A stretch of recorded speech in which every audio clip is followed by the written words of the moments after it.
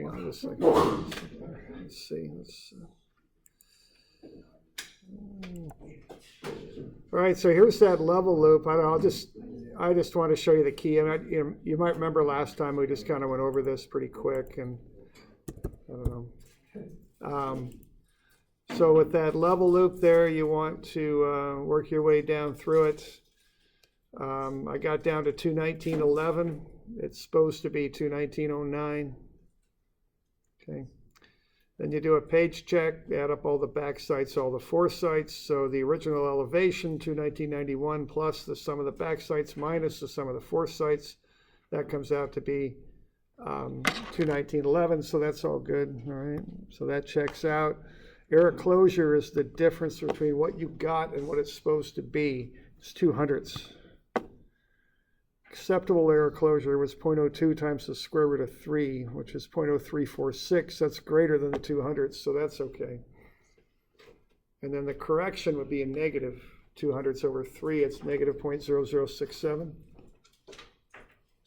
Okay.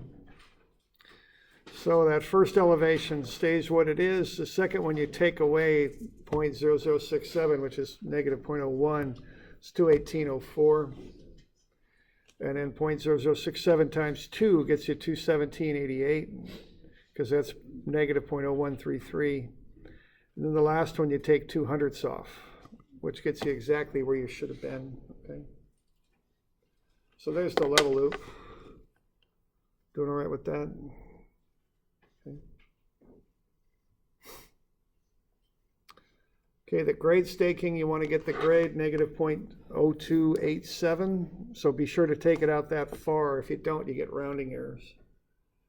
So the first elevation, I always go back to the original point. So that'd be 203.50 minus 50 feet. That's how far you got to go to get to 125 times a negative 0.0287. So that's 202.06. And then 203.50. 115 for the next one. That's 190 minus 75 times negative 0.0287. So that gets you 219. So those are the curb elevations: 203.50, 202.06, and 200.19. All right.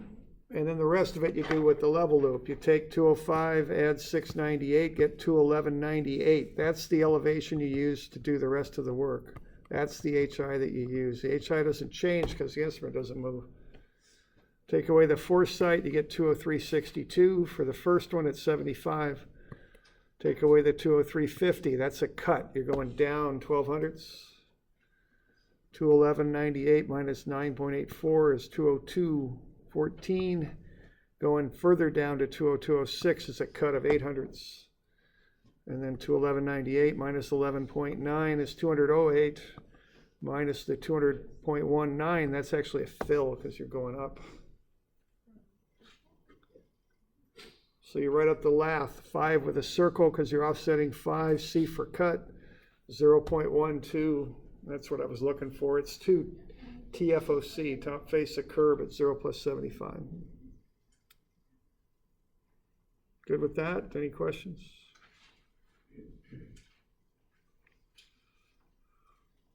Okay. The next one, you use this HI to calculate those points. Use this HI to calculate those. Be sure to round to the 10th because the rod shots are only to the 10th. So you're taking HI minus the rod shots.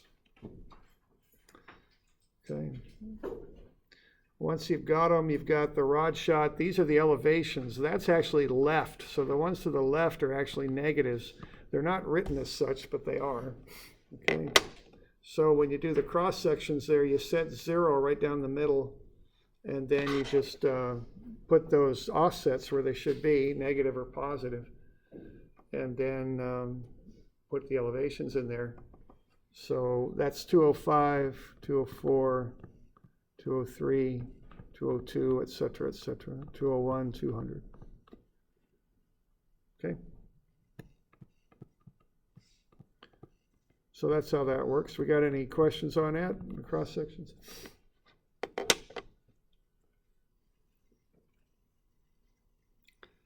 Okay, you want to find the areas of the sections. 300, 650, and 1120. Then take the area of the section, take the two adjacent sections, the ones that are next to each other, add them up, divide by 2, multiply by the distance between them, and divide by 27. So 300 plus 650 over 2 times 40, divided by 27, plus 605 plus 1120 over 2 times 30 over 27. Okay. Add those two together and you get 1687 cubic yards.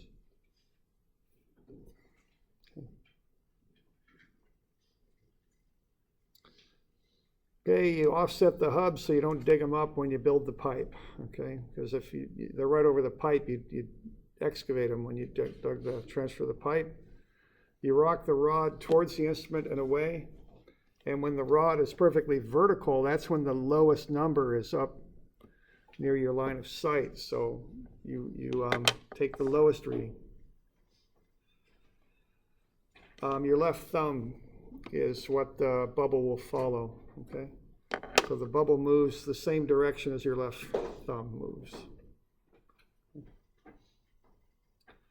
Okay, the main drainage pattern there is the stuff's kind of coming in like that. So the main drainage pattern for that slab is like that, okay? Everything else drains to this point right here. Okay, and then this stuff drains into this trough right here and off it goes. So that's what's happening with this thing.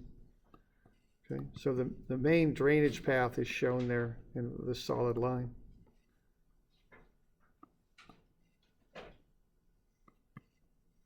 Okay.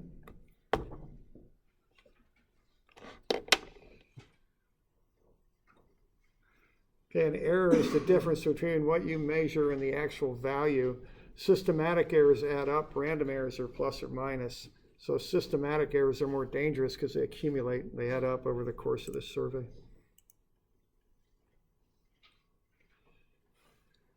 Accuracy is how close the measured value is to the true actual value.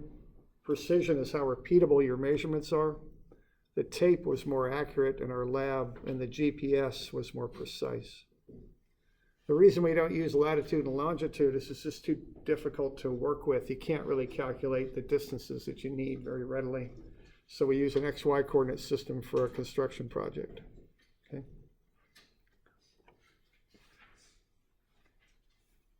So that's just we'll run through the key there. Any questions on any of that stuff?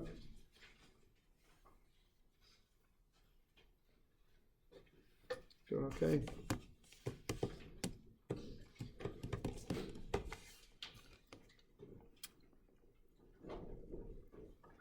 All right.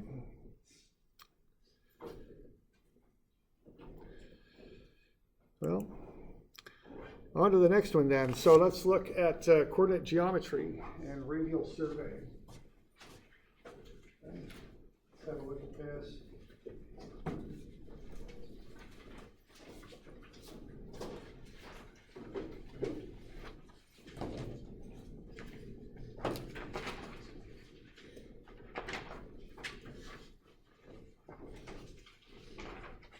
Oh, let's see. So the lab, why don't we go over that for a minute? I'm sorry, I forgot about that. All right, so when you did the lab, what you ought to have now are a set of notes, okay? And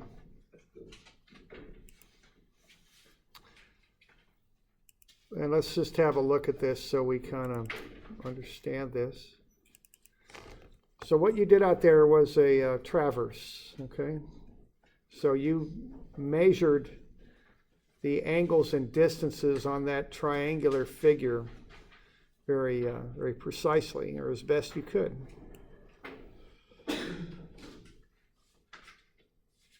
So what you're going to do with that data, so does everybody have that data? Is there any problem with the data? Did we all get close to 180 degrees when we added it up? We're doing okay? Okay. So I gave everybody that note copy there just so we could all keep straight on what points we were shooting and what we were doing out there. it seemed like things went pretty well as far as I could see. As you know, everybody was working and getting through it and all that. So you know, you had something that looked like that. Okay. So you should have a distance here, and the distance goes between the 2 points that it measures between. So your distances should be here. There should have been 3 of those. You got any issues with that?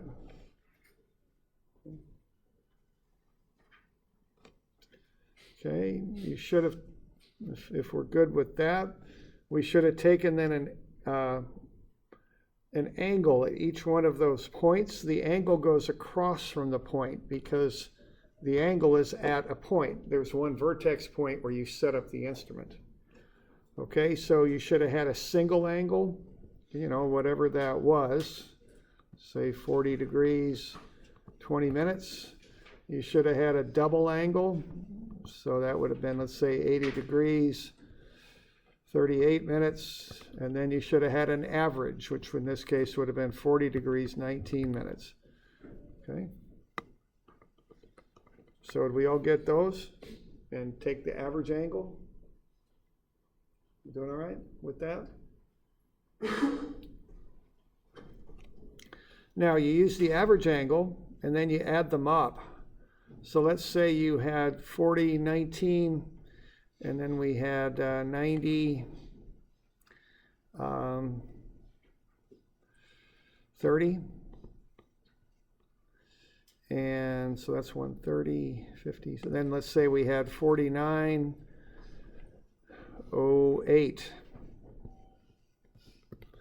And so let's say we add them up and we get 179.57. Okay. That'd be the sum. So that would have gone down here. Now, you would have had some error then. You would have had 3 minutes of error, right? Had you done that? So what you would do, you would have added a minute to each one of those angles and put the result there. Okay. So your final angles would have been like this to get that thing corrected. And I wanted you to do that as a group so everybody has the same angles and they should add up to be exactly 180 minutes, or excuse me, 180 degrees.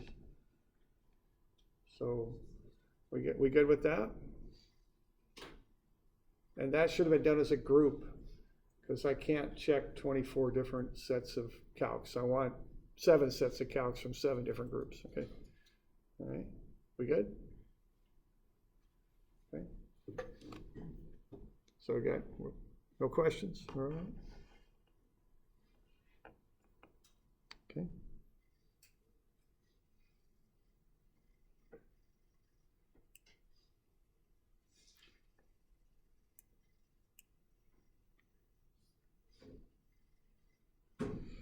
Okay, now the next thing to do here is to get, there should be an extra calculation sheet in there to be running through this stuff. And I just want you to do your adjustments, you know, see how you closed and that kind of thing, okay?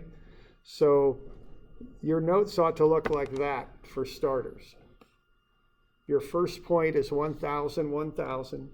Your first azimuth is due north. So for everybody from point 1 to point 2 is 0 degrees. So that first line is due north, okay? So we good with that? Doing all right? Sorry, Matt should have that line. Yeah, right. And I set them roughly north. I mean, they may not have been exactly, but they were pretty good. Okay. All right, and then we got the angles, okay? And you got your distances. The distances go in here. No, they don't. The distances go between the points. That's what the distances do. There we go. And then you should have had your angles, okay? And I can't remember what I had for those angles, but you're actually going to have, in my example, you would have had a couple sets of angles. Okay, you would have had that first one and then the final one. So I don't know what it was, 40, 20, 90, 41, and whatever. 49, 59, or I can't remember what they were, but whatever the heck they were, get them in there, okay? Now remember, cross that column out. That was the column that you used to generate these in the first place. So that was the ones, your actual average angles are here, but you're not going to use those because you've corrected them. You've made them perfect, okay?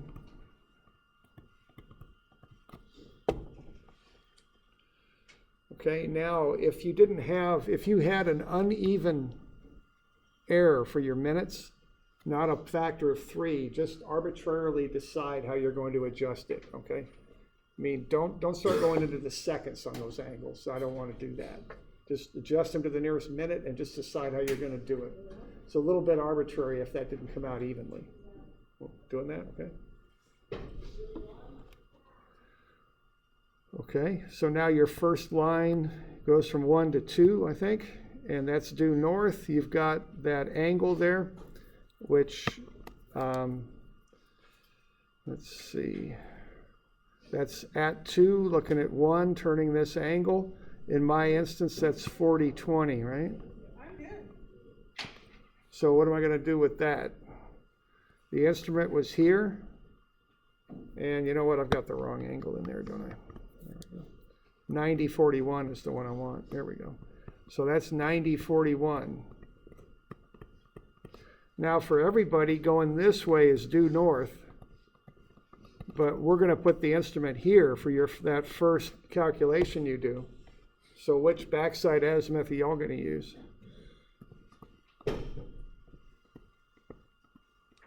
(180), right? Because you're going back the other way, and you're going to add your angle right to your 180 and get the new azimuth, right? And just kind of work through that. So your goal here is to find all the azimuths of those lines. So you're going to want to fill in that column there. Those go between the numbers. And once you got those, you calculate your latitude and departure, find your error, and do the corrections like you did on the homework. Is that okay? You guys good on that, or we got any questions, or what? Yeah. For the angles, do we use the double angle or the average angle? Well, you start with the average angle. That'd be the first one to start with, but then fix those. Be sure those 3 averaged angles add up to be exactly 180. So you're going to use what we call the balanced angles. So take the averages and then fix those so the 3 of them add up to be exactly 180. That's the ones you use. And remember to cross out this column whenever you're doing this stuff, because if we don't use that column, get rid of it, you know. So we want to use the balanced angles right there. Okay. Other questions?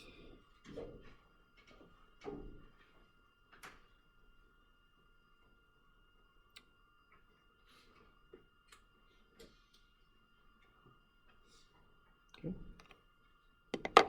So that, you can get that into me Thursday, okay? The lab. That'd be all right, okay?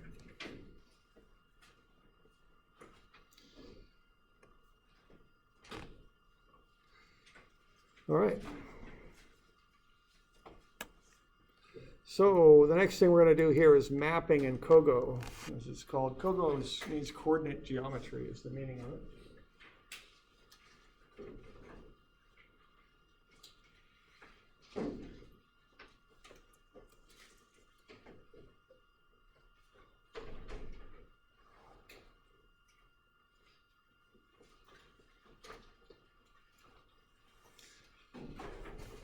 All right, so this can be used for mapping or for laying points out. Okay, that's what we use this stuff for.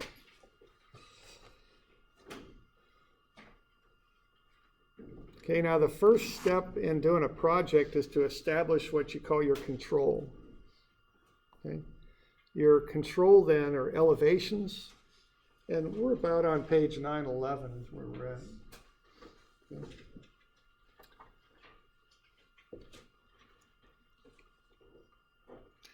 So the first thing we do is we do control surveys. We run a level loop through the project and get some benchmarks or temporary benchmarks set in the project.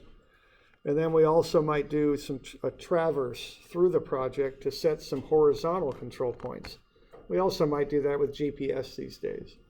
But somehow we want some projects or some points in there that we know precisely their elevation and their horizontal location. Okay?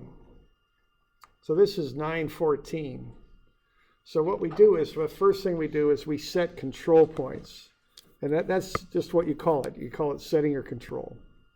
So these are the points that are really good, and you know right where they're at. And you can use these. You're so confident in those. You've done such a good job setting them. You can use them to set other points. Okay? Because your goal here on this project is to be able to set it up in an XY coordinate system on a computer so you can find the location of any feature you want. I mean, that's really what you want to do with these things. Okay, the next thing you do is you set an instrument up on a control point, look back at another, and then start turning angles and shooting distances to points that you want to map on the site. Being as you've set up on one control point and you look back at another, you can figure out what that back azimuth is, so you can find the direction of any of these lines. Plus, you know their distance, so you can find the coordinates of these points. You can also turn vertical angles so you can find the elevation of them too. Okay? So what we're doing here, we're creating a map, okay, of the site. And again, you could do this with GPS also. You know, it just depends on the ground and how big it is and whether you can see the sky or not and stuff like that. But however you do it, you want to generate 3D coordinates for those points. Okay, now you got a map of the site. The next thing you do would be to design the lots or whatever you're doing to it, the basic horizontal layout of whatever it is you're building. In this case, you've got a little bit of a cul-de-sac and some lots around it. It might be a building site. It might be, you know, whatever. I mean, who knows what it might be, but it might be a soccer field. It could be anything. But you want to generate a map and then put the layout of what you're going to do. Okay. Then you'll get into the real detailed design of the roads and things. Okay. And you're doing this now on a coordinate system. You've got the coordinate of all these points. So now what you can do is to, when you start using a CAD system, you know, AutoCAD or Civil 3D or MicroStation or whatever the heck it is, you can get coordinates on these points that you're setting for the objects you're building. Okay, and if I want to do grade staking, I could take those points in the computer and offset them and generate coordinates on the offset points. And then I've got coordinates on those things. I can set them in the field. I can take an instrument out there and figure out how to actually put those coordinates in the ground, in the field, and set those grade hubs. Okay? So we did this by measuring a pipe and then offsetting from the pipe. You can actually set these points right in the computer, and then based on their coordinates, set them in the field. That's another way to do it. Okay.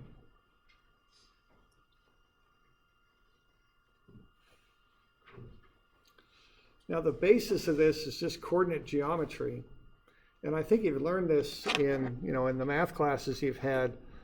We're going to do a little bit with a right triangle. Based on a right triangle and an azimuth, we can find the two legs. The two legs tell us how to get the x and y coordinates. Conversely, if we've got the coordinates, we can do the theorem of Pythagoras and an arctangent to find this distance and the angle in there that's an azimuth. Okay. So we could go either way with this. And now the one thing to keep in mind in this stuff, in math, you probably, in your math classes, when you're doing trig, you probably learned the triangles like that, right? We're going to turn the triangles differently. We're going to have that angle in there is the azimuth of the line. And then the x and y's then are vertical and horizontal, and the hypotenuse, of course, runs between. But our angle is going to be in a different location, and the triangle is going to be configured differently. That's going to turn some of the trig around that we're used to. Okay, it's going to be a little different. So our latitude, which is this delta y called a latitude, That's the cosine of the azimuth times the distance. And the departure, which is the x distance, is sine of the azimuth times the distance. So we might be switching the cosine and sine from what you're used to. Because delta y is the latitude, that's cosine now. Delta x is the departure, and that's sine.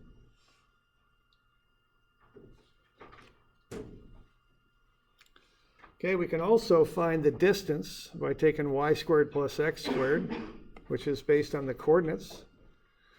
And we can find the azimuth by using an arctan of now delta x over delta y. And again, you might be used to using delta y over delta x, but we've got our angle in a different spot. So we're going to use delta x over delta y. And that stuff's on your formula sheet.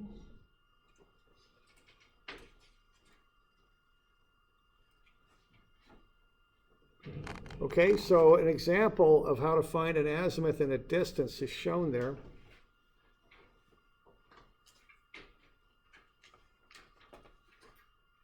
And that's on page 917.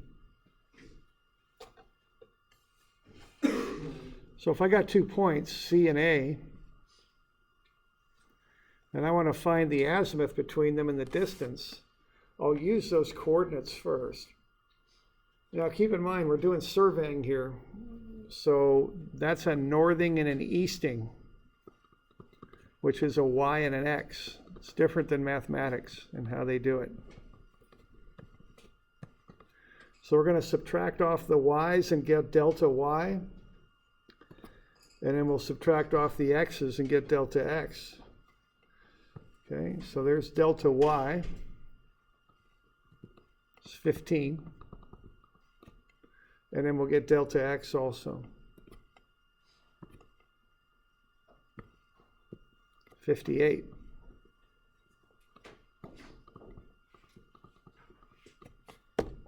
And then once we got those two distances for x and y, we can take the square root of the sum of the squares of them using theorem of Pythagoras.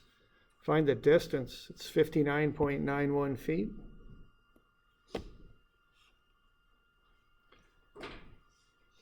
And then we can do an arctan of x over y for them and get 75.49983 degrees.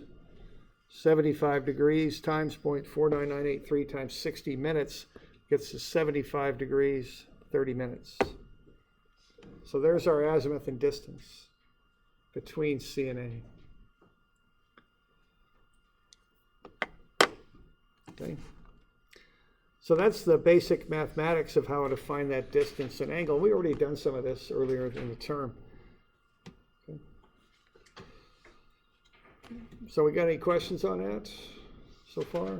We're good?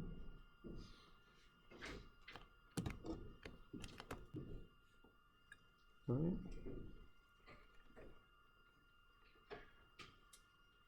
All right. Tell you what, why don't we just take 10 minutes here, and then we'll come back and we'll have you do a few of these just to get some.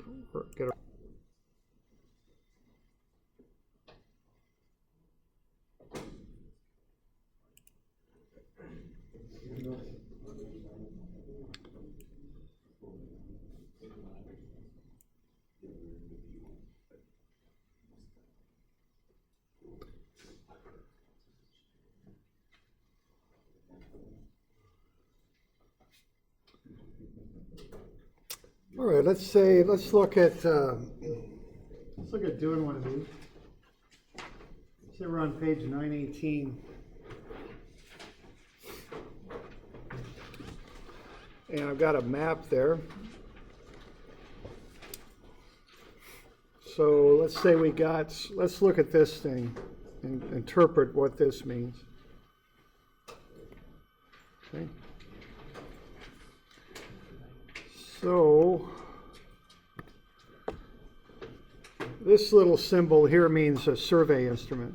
Okay, that's what that means. So what point is that at? It's at C. So the instrument's right there at C.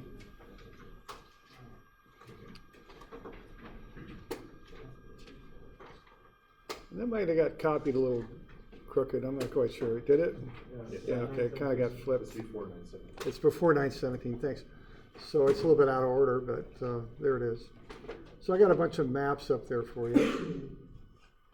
So let's, we're going to put the instrument at C.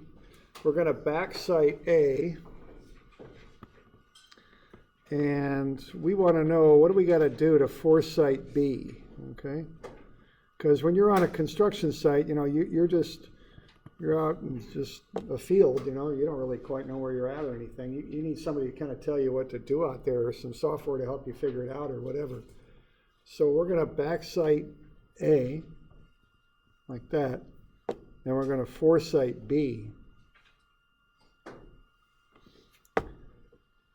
So how are we going to do that, okay? What we're going to do is we're going to put the instrument on point C, and you know, normally we got something pounded in the ground for that. That's a control point is the idea.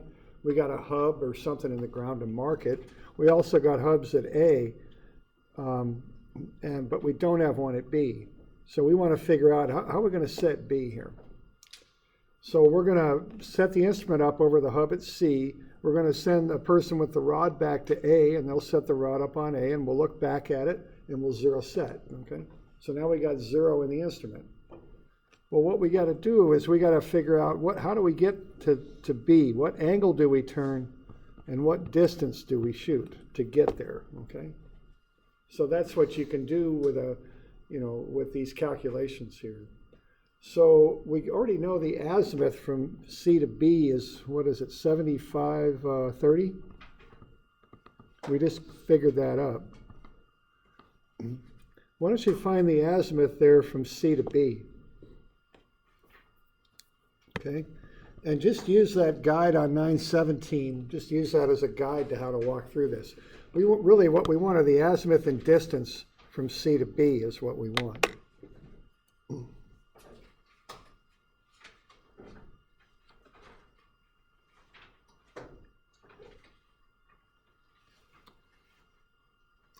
You've got coordinates given there, and it's always good to have a sketch to kind of work off of. That's pretty much the scale, so it should give you a good idea of whether your answers make sense or not. So why don't you figure that out? I mean, what's the azimuth from C to B? What's the distance from C to B? And you've already done this. You know, I handed that thing out to you. I don't know, it was, might have been the first week I had you do a couple of those.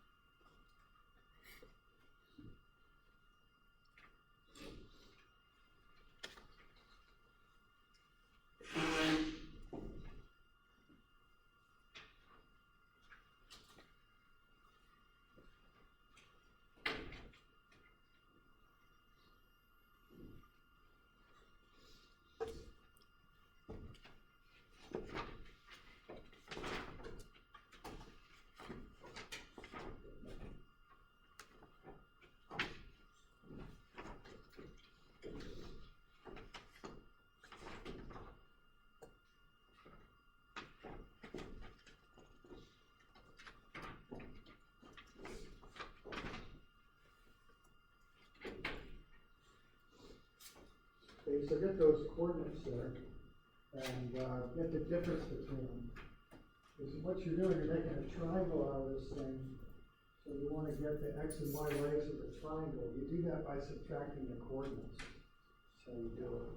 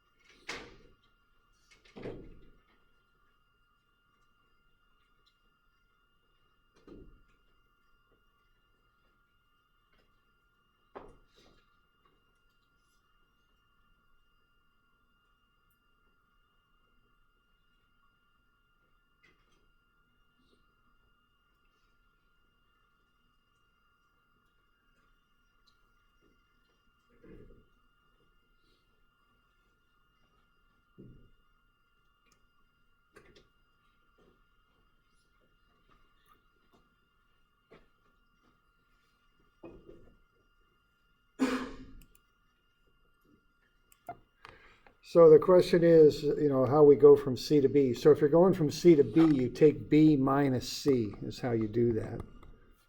And notice both those numbers are negative, which is right. I mean, it is going down, it is going to the left. Okay.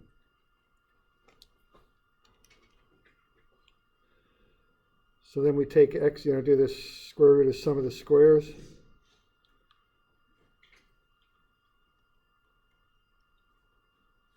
I get 102.96 for the distance.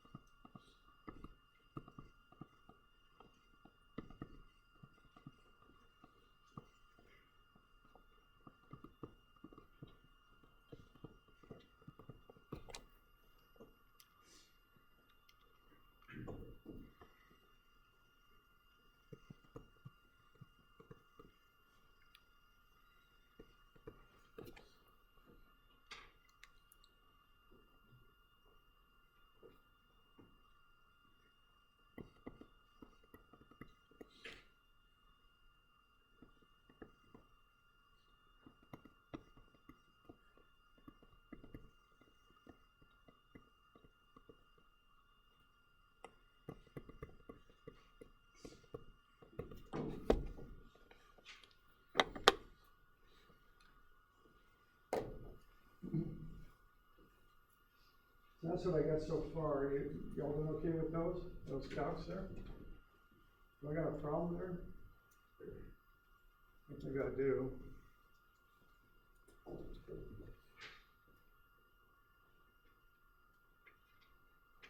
What's the one error on that? 101 should be over this one. Yeah. Okay. See. Well, let's see. Okay. What's going on here is when I run those numbers, there are two solutions for every arctan, okay? See, I just did, what I did on my calculator was I took negative 20 and I divided it by negative 101, and the calculator came up with approximately 0.19802. It came up with a positive number, see? So your and then I did an inverse tangent of that, and it came up with 11.2 degrees. See, there's an alternate answer to that, too. The other answer to that is 191.2 degrees. So your calculator doesn't know the difference between negative 20 over negative 101 versus 20 over 101. It doesn't know the difference between those two things because you do the division first.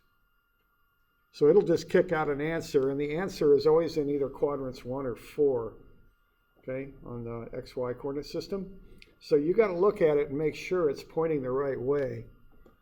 And see, what we're doing here is we are going from C to B, all right? We're going this way.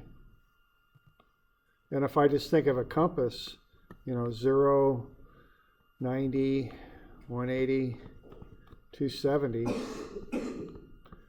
I'm not going at 11 degrees, 12 minutes. That's the wrong direction. I got to add 180 to that to fix it, okay?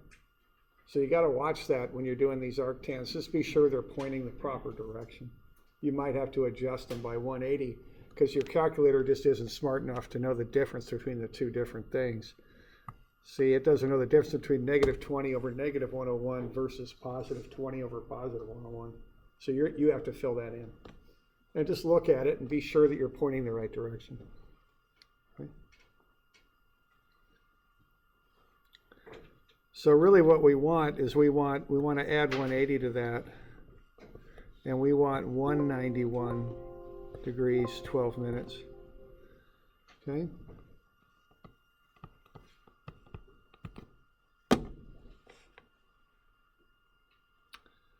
Okay, so someone asks us, okay, I've set the instrument up on C and I'm in the middle of this field. I'm looking back at A. How do I get to B? So what are we going to tell them to do? Because they're going to backside A and set 0. So what angle right should they turn?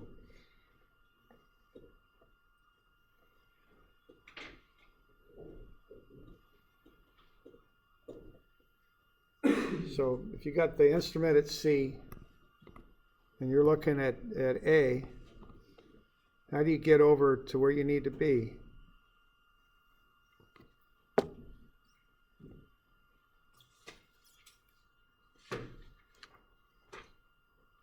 You know, and again, I mean, you got no landmarks, you got nothing. You're just in the middle of just dirt, you know. You got to figure out where to put that point. Maybe that's a great stake for a curb or a fire hydrant or whatever the heck it is, but you got to place it. Yeah, you gotta figure out what angle to turn. Yeah, so you subtract, take the one azimuth, subtract the other. So 191.12 minus 75.30. That would be the angle you turn. Okay, so you just subtract the azimuth.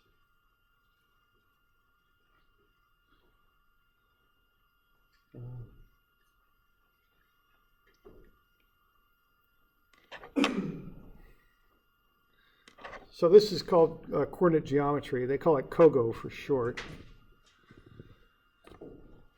You know, back when I was doing this stuff, there was one computer in the office that did this stuff for us, and we'd take a piece of paper out with us into the field, you know, with all the angles and stuff we needed on it. Nowadays, you've got this on your thinking to call it a calculator, but it's not really. It's more of a data collector. You've got a data collector in your hand with all this stuff. You can just pull up what you need. You can say, I'm here, I'm looking back there, how do I get, you know, where I need to go? And it'll tell you.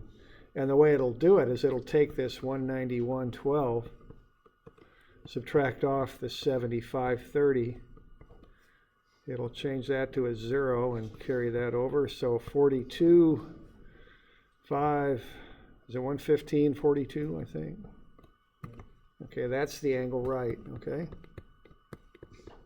And of course, the distance is just what you calculated there. It's whatever the heck that distance was. I don't remember, 101, something or another. 102.96, thanks. Okay? So what you're going to do then is you're going to do kind of like what we did on that grade stake survey. You're going to set up at C, turn to A, and hit 0 set. So you're going to 0 it out there. Then you're going to turn to the right until the instrument reads 115.42. And then what you're going to do, you're going to keep the person on the prism on line, and then you're going to take a shot on them. And unless you're very, very good, you're not going to get 102.96 the first time. You might tape it, and you might get, I don't know, 101.5, and you'll say, go back 146. And then they'll have a little hand tape, they'll go back.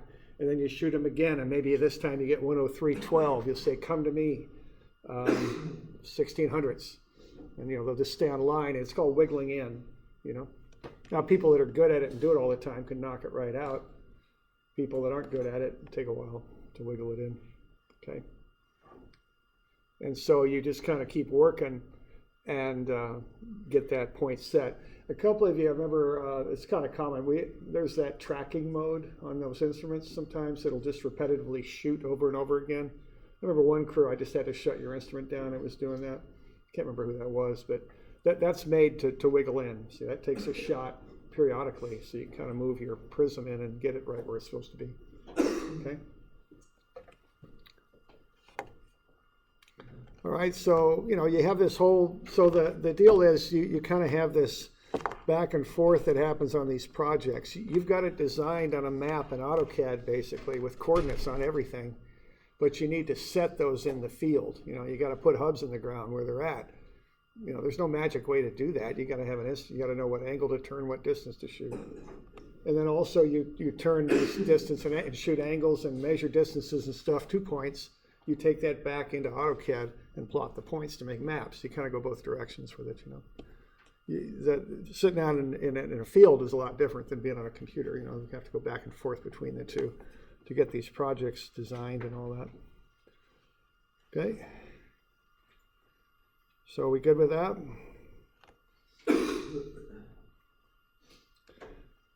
So what I just showed you there was laying points out, setting stuff out in the field. Layout is what I'd call that. And you use that when you're grade staking.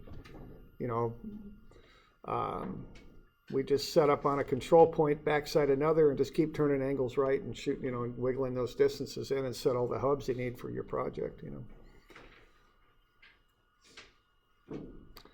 Now, another thing you can do with this is mapping. It's similar. It's just kind of the reverse. Instead of knowing where the points are, now you're figuring out where the points are, and you're make a map out of it, okay? So an example set of notes is on page 921. And then an example of how to run the numbers is on 922. We're going to do something like this on Thursday. We'll go into the courtyard. We'll map up one of those brick ramps that kind of go from the high sidewalk down into the middle of the courtyard. We'll map those up, and we'll have you draw up a nice map of it, okay? So this is generating coordinates. This is a mapping survey. So what we got here, we've got the usual stuff. We've got a title and all that. So a title and the date and the weather and who did the survey. We got a map, so we got a little bit of a path in here. And we got the instrument at A, which is a hub and tack. We're going to backsite point B, which is a 3/4 inch iron pipe. We've got a couple trees out there apparently, and we're taking shots on the center line of the path. Path width is about 5 feet. We got the coordinate of A. And I imagine we know the coordinate of B also. So what we record here is the instruments at A, we're backsighting B, elevation of A is 326.42. The lowercase hi means how far above that point we are. We're 4.27 feet above it, and the height of our rod is also 4.27.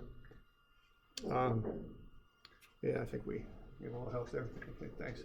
All right, so what we're going to do then, we're going to say what point we're moving the prism to, and then we're going to turn an angle right, and also what's called a zenith angle, and shoot a distance. And based on that, we'll map up the path. Okay. So that's the process there.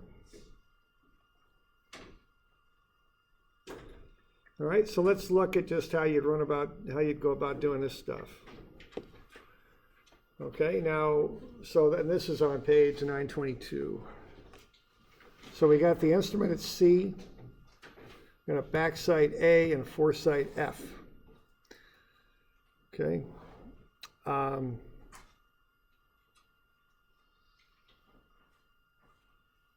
Okay, our angle right is 72.15, and our horizontal distance is 62.13. Okay, we got the coordinates of A and C.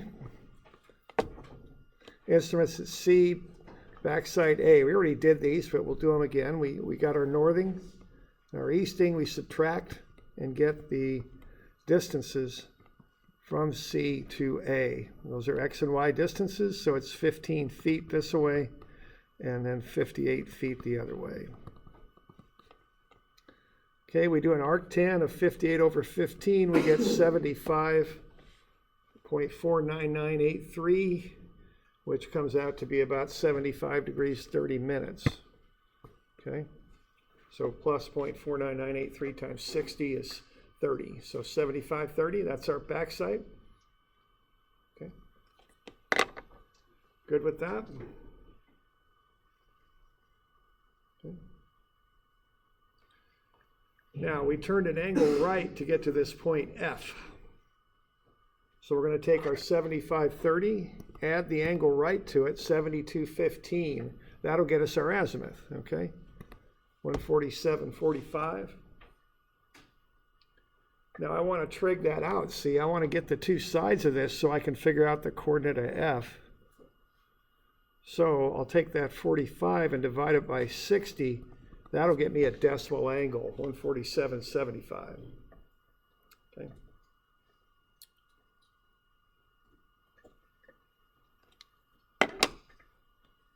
Okay.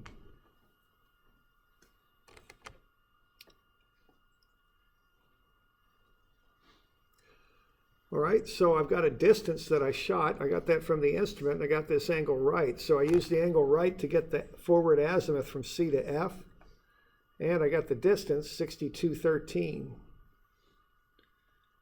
So I got an azimuth and a distance. So what I can do, I can find what's called the latitude and the departure, okay? Just like we did on the traverse. Latitude's the delta y, the departure's the delta x. And you got that formula on your formula sheet. So the cosine azimuth times distance gets you the latitude. Sine azimuth times distance gets you the departure. Okay? And that's why we converted that 147.45 into a 147.75. We want a decimal angle in there so we can use our calculators and do this trig, see? So we just run those numbers and we get the offsets. We get the latitude is negative 52.55 and we get the departure at 33.15. Just by doing a bit of trig there. Point C's got a known coordinate, and that's listed up at the top of the page there. I think, yeah, it's right below point C on that sketch. So we know the coordinate of C, we know the latitude and departure. We can figure out the coordinate of F now, okay? So we take our coordinate of C right there, subtract off the delta latitude, add the departure because they're negative and positive there. We'll get the new coordinate. You can put it in the map, okay? You could plot it up on graph paper. You could get a good visible point symbol in AutoCAD, and remember to switch the X and the Y and just put a point in there in AutoCAD, you know. And, you know, for those of you in the AutoCAD class, remember, you know, we're doing that topo map. You got the X's and the Y's. This is how they generated them, you know. And then you just set a visible. Make sure your point's visible so you can see the dang thing and just pop them in there. Connect the dots and you got a map, you know. That's basically how that works. Okay, so you're taking the data from the field to the office so you can make a map out of it. And actually, you know, in actual practice, this stuff is all done on a processor on the instrument. So you take that, you plug it into your computer, you just download all that data and you got X, Y, and Z. It just comes right into your map and you can do stuff with it, you know. Yeah. Is the zenith? Zenith is the vertical angle. It's kind of, zenith angle is kind of funny though. It's from Europe. 0 is straight up. Kind of expect 0 to be horizontal. It's not as straight up. So it's zenith means you kind of measure down, you know, down from the top. That's the meaning of that. Okay. All right. So that's how that goes. All right. So are we taking the zenith into consideration for the distances? We're not going to here. It just gets. It's just too many calcs, so I'll kind of do that separately, I think. Okay, so what we're doing here with these two examples, we did mapping and layout. See, those aren't control surveys. The traverse is a control survey. That's the first survey you do, or you do a high-level GPS survey, whatever, but you want to get good points in there first that you can work off of. Once you've got them in there, then you do the non-control surveying like we're doing now, mapping and layout. Less precise because you're generating a lot more points, okay?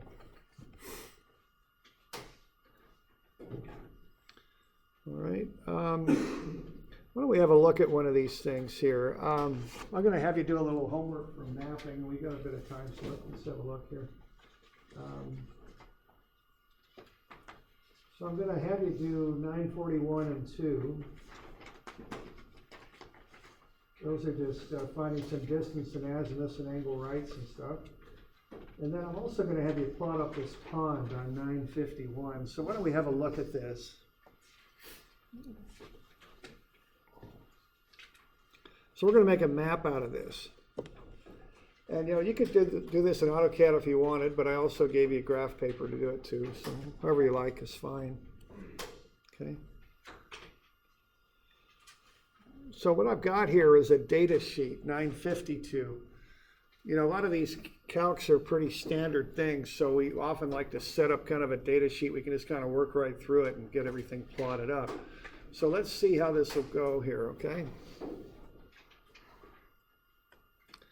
All right, so we got the instrument at point A on the map, and that point is 150. 110. And then we got the backside at B, and that's 250 and 10.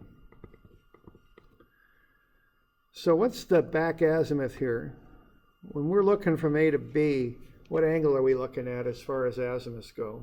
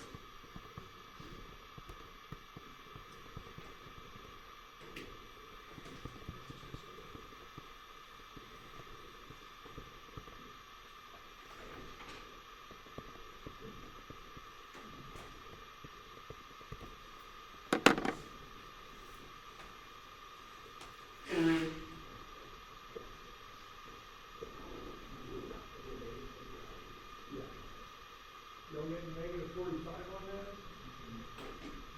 Otherwise known as 315? Yeah.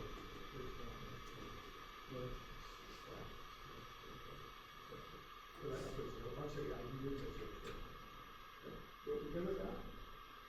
Just subtract the coordinates and take an arctan of the x over the y. So we could call it negative 45, which might be kind of handy because we're turning angles right off of this. So rather than adding 315 and subtracting 360 every time, it might be easier just to subtract 45 from the angle every time, you know. Or you could call it 315, either one. Everybody good with that? Any questions on that? Good? Good?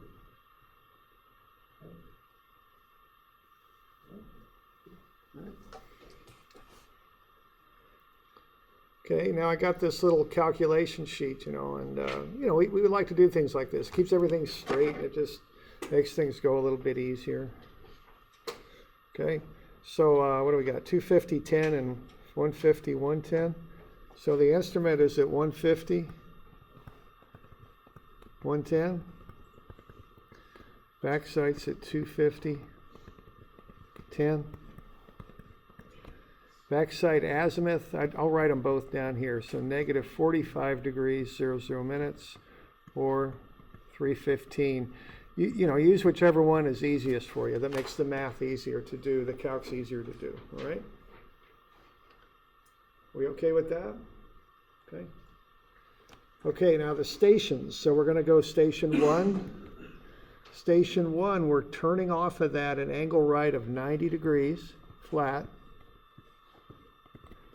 And we're shooting a distance of 56, 56. So why don't you find the azimuth then? If we're looking back at 315 and we turn an angle right at 90, what azimuth are we looking at? Yeah, that's a pretty straight up one, but get that figured out. And then do the trigonometry. Find the latitude and departure. Get your formula sheet out if you need it, because those formulas are right on there on the left-hand side of the top. Okay. And then once you got your latitude and departure, add that to your gun, your instrument coordinate. And that'll get you the northing and easting of where this point's at. Okay. So this is just basic mapping. This is how this goes. Okay.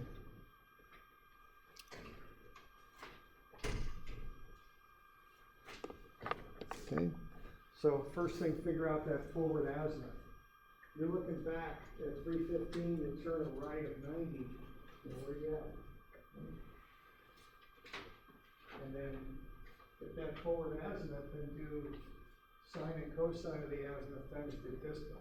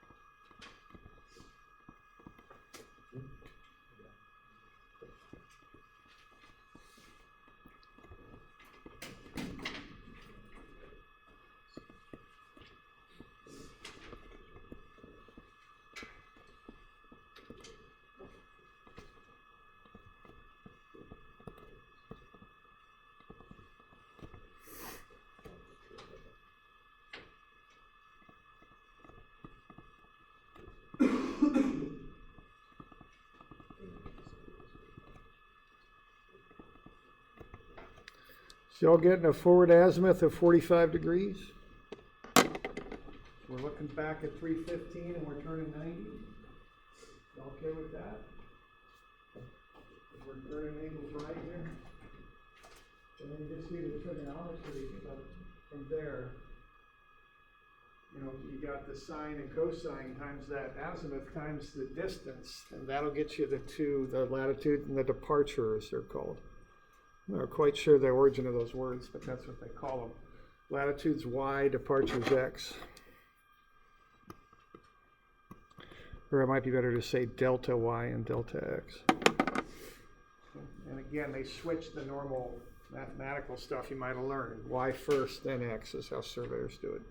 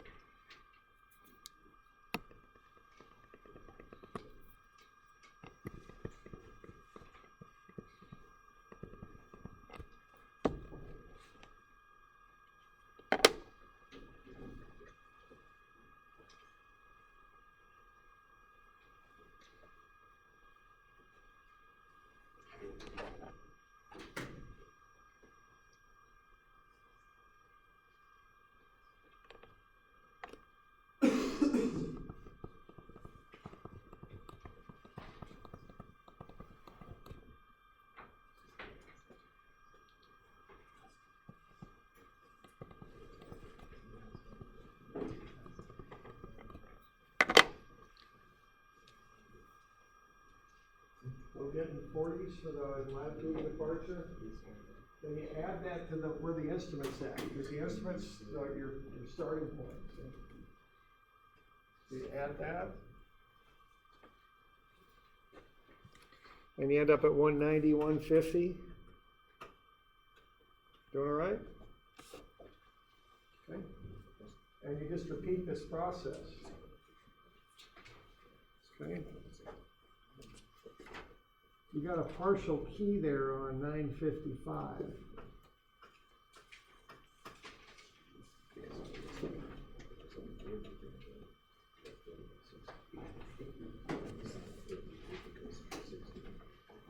There's the partial key. And then you got graph paper, right? I don't know why I got all this stuff in here.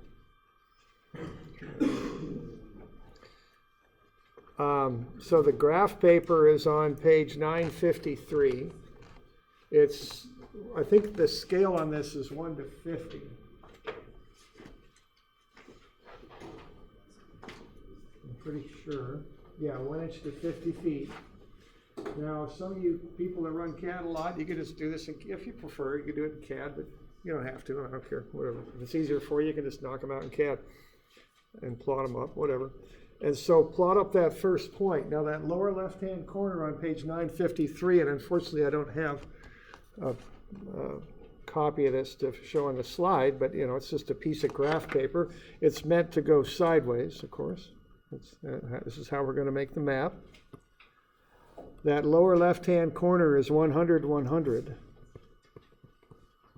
So you're going to go over to that coordinate. So that's 190. So what? This would be 150, right? Because it's 1 inch to 50 feet. This would be 200. So you're going to go 190, and then you're going to go 110. And so this would be about 150 here. So plot up that first point, okay? And you're going to repeat this process 13 times. And the check on this, if things are going properly for you is that the fence ought to go due north and south, okay? And east-west. So the fence is a rectangle like so, and then you're going to put a little bit of a path in there for me, and you're going to try and make this into a map, and then you're going to put a pond in there, okay? And you're going to make me a little map of this thing. So, you know, just do a little bit with them, whatever, just make a map. I remember I worked overseas many years ago, and we working on a bridge. Went out and shot the line across the river. I think we shot about 4 or 5 points across the river. And then the guy making the map, man, he had the whole thing. He had the river, had some boulders in here, riffle pools, a couple fish. Kind of embellished the map quite a bit. Artistic purposes, I guess, but then they put the bridge across and everything was fine. But so, you know, there's lots of ways to do this. But anyway, just give me a little bit of a map here, okay? Okay, y'all good with what we're doing here? And this is just a process. You're just going to fill out that data sheet, bang, bang, bang kind of thing, work your way across. And you got a partial key on 955. Okay.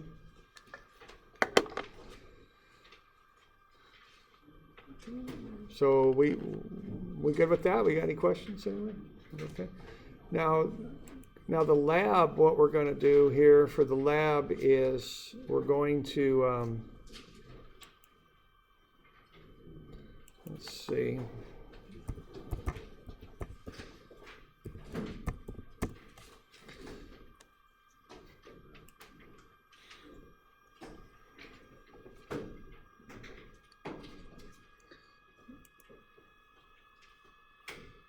So for the lab, we're going to focus on this ramp right here. Okay. And I don't think it's going to rain, but yeah, I'm not going to be able to. Wish I could. No, I can't. So just give me a second here. So I guess we'll just try and do a print screen on this. Oh, there it is. Is that control? I think it is. We'll find out.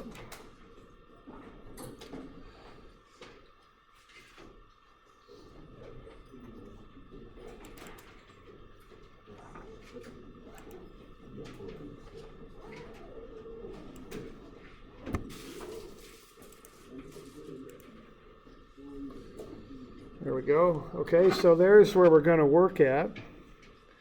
And what we're going to do is I'm going to set you up control points. What's the best color? Red? Is that the best one I got? Yeah, control points here. Just working their way across. There'll be 7 of them because there's 7 crews. And I'll get you back sights, which are going to be due north. So if the back sight's due north, what are your angle rights going to be?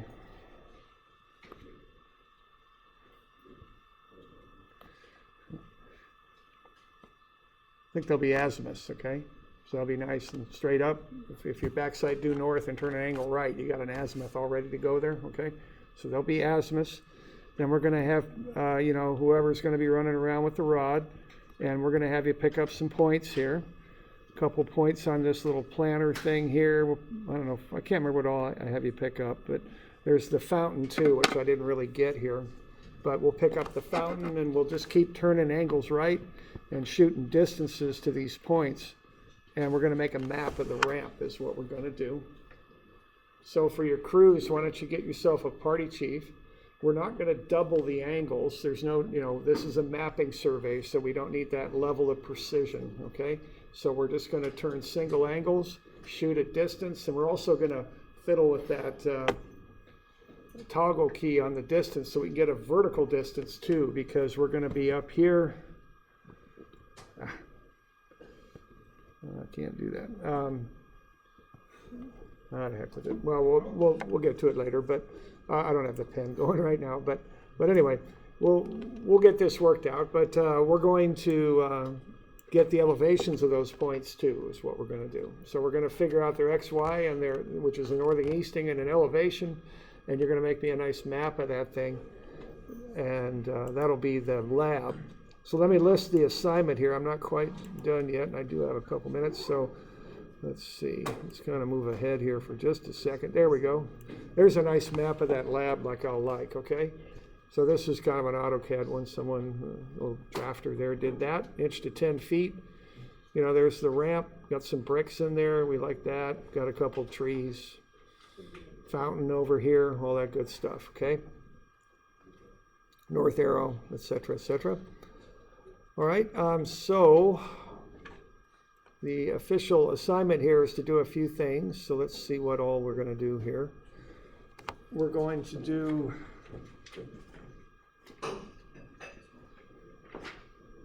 um, 941 and 2. Now they kind of tie together. You use the information from 941 to do 942, okay?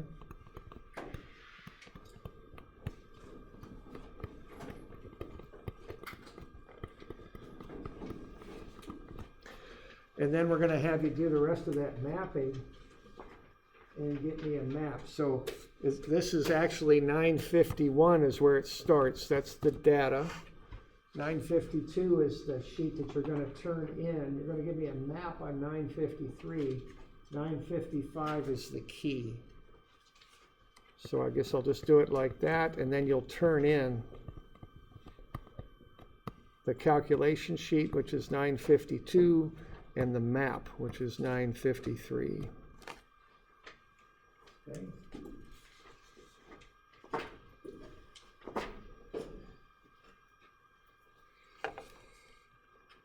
We doing all right with that? And I'll post this in Moodle. Okay. I forgot to post that last recording too, so I'll get that thing up here in a bit. Okay, so that'll be due Tuesday, I think. All right. Okay, we good with that? We'll see you Thursday. I think the weather's looking pretty good. Okay.